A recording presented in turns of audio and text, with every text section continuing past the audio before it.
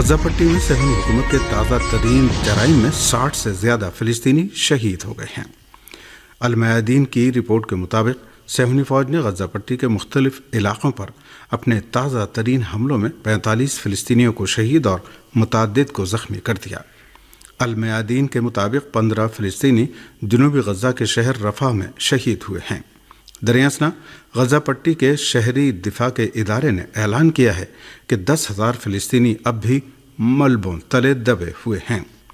غزہ پٹی کے شہری دفاع کے ادارے نے ایک بیان میں اس بات پر تاکید کرتے ہوئے کہ 10,000 فلسطینی صہیونی فوج کے حملوں کے نتیجے میں ملبوں کے نیچے دبے ہوئے ہیں، کہا ہے کہ غاصب صہیونی فوج امدادی ٹیموں کے افراد اور سہولت کاروں کو بھی نشانہ بنا رہی ہے۔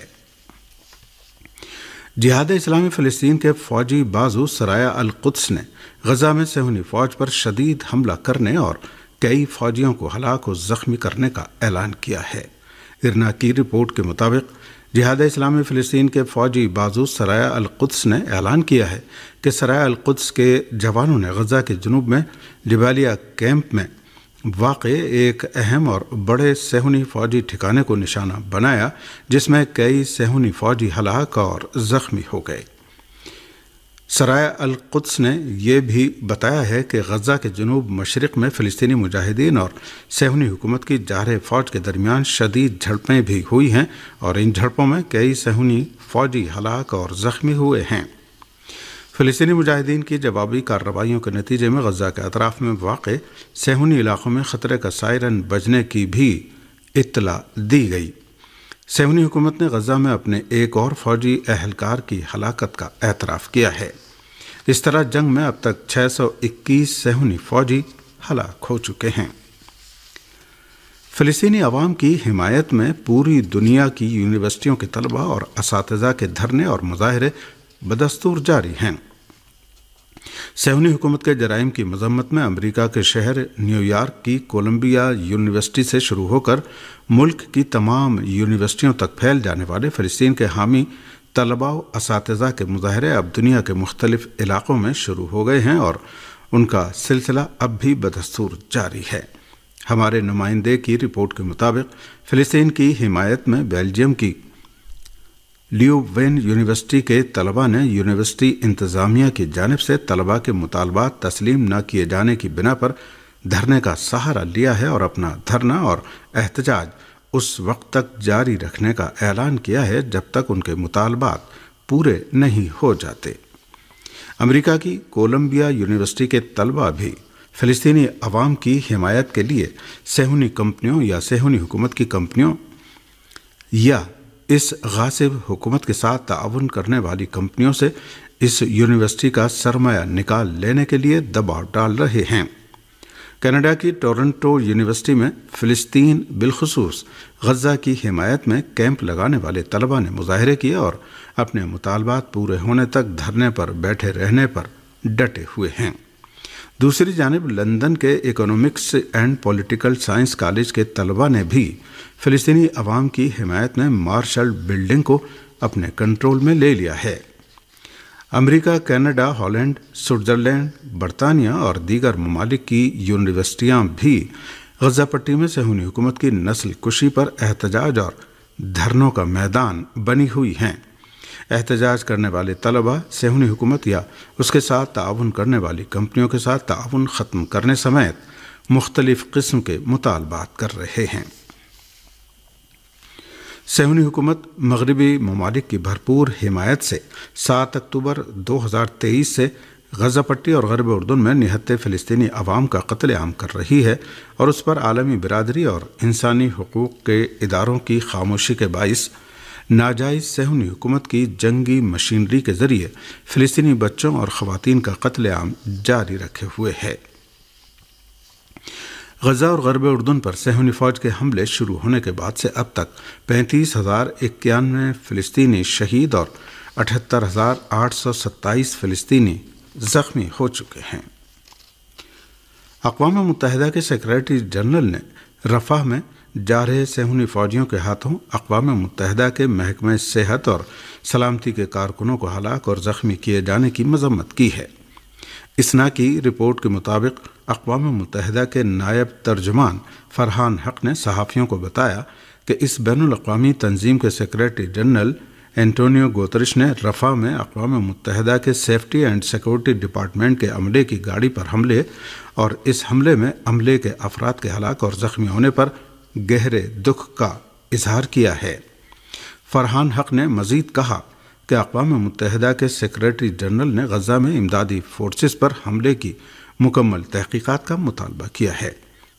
فلسطینی ذرائع کے اعلان کے مطابق اسرائیلی فوجیوں نے اقوام متحدہ کے پرچم والی گاڑی پر گولی چلائی، جس کے نتیجے میں اس بین الاقوامی ادارے کا ایک ملازم ہلاک ہو گیا۔ واضح رہے کہ 1 اپریل کو بھی غزہ کے علاقے دیر البلح پر اسرائیلی فوج کے حملے میں World Center Kitchen Relief Organization کے 7 ملازمین ہلاک ہو گئے تھے۔ امریکی دباؤ کی وجہ سے غزہ کی پٹی میں اسرائیل کی نسل کشی کے آغاز کے بعد سے اب تک اقوام متحدہ کے سیکریٹری جنرل نے کوئی سخت رد عمل ظاہر نہیں کیا ہے اور صرف افسوس پر ہی اکتفا کیا ہے۔ غزہ کی پٹی پر ناجائز صہیونی حکومت کی جارحیت کے 7 ماہ گزر جانے کے بعد بھی کوئی نتیجہ نہیں نکلا ہے اور غاصب صہیونی حکومت دن بدن اپنے اندرونی اور بیرونی بحرانوں میں مزید دھستی جا رہی ہے۔ ہندوستان میں لوک سبھا انتخابات کے 5ویں مرحلے کے لیے سیاسی گہما گہمی تیز ہو گئی ہے۔ ایسے حالات میں کہ ہندوستان کے لوک سبھا انتخابات کا 5واں مرحلہ 20 مئی کو ہوگا، ہندوستان کی سیاسی جماعتوں کے رہنماؤں کے جلسے اور ریلیاں بھی اپنے عروج پر ہیں اور پارٹیاں ایک دوسرے کو مورد الزام ٹھہرا رہی ہیں۔ اسی سلسلے میں ہندوستان کے وزیر اعظم نریندر مودی نے جھارکھنڈ کے گریڈیہ لوک سبھا اور کوڈرما لوک سبھا کے ووٹروں کو راغب کرنے کے مقصد سے ایک جلسہ عام سے خطاب میں کہا کہ ملک نے کئی برس سے کانگریس کی قیادت میں کمزور حکومت دیکھی ہے۔ انہوں نے کہا کہ گریڈیہ اور کوڈرما نکسلزم سے متاثر ہوئے ہیں اور یہ علاقہ نکسلزم سے برباد ہوا ہے۔ اسے ختم کرنے کے بجائے مختلف سیاسی پارٹیوں نے اس میں صرف روٹیاں سیکی ہیں، لیکن بی جے پی حکومت نے نکسلزم کو کچلنے کا کام کیا ہے۔ دوسری طرف مرکزی وزیر داخلہ امت شاہ نے کہا ہے کہ بنگال میں بہر صورت شہریت ترمیمی ایکٹ CAA نافذ کیا جائے گا اور کوئی بھی طاقت اس کو نافذ ہونے سے نہیں روک سکتی۔ انہوں نے ممتا بنرجی کی قیادت والی حکومت پر بدعنوانی میں ملوث ہونے کا الزام عائد کیا۔ دبئی ان لاکڈ یا دبئی لیکس سامنے آنے کے بعد فہرست میں موجود پاکستانی سیاستداں بھی اب اپنی صفائی دے رہے ہیں۔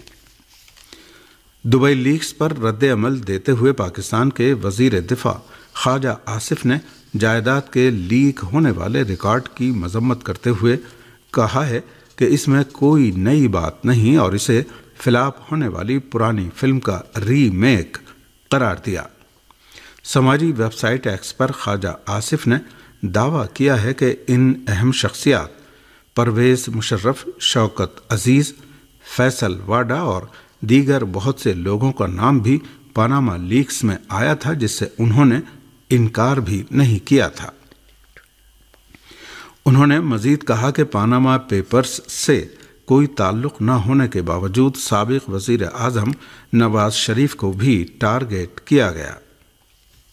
اس درمیان پاکستان کے وزیر داخلہ محسن نقوی نے کہا ہے کہ ان کی اہلیہ کے نام پر دبئی میں جائیداد ڈکلیئرڈ ہے۔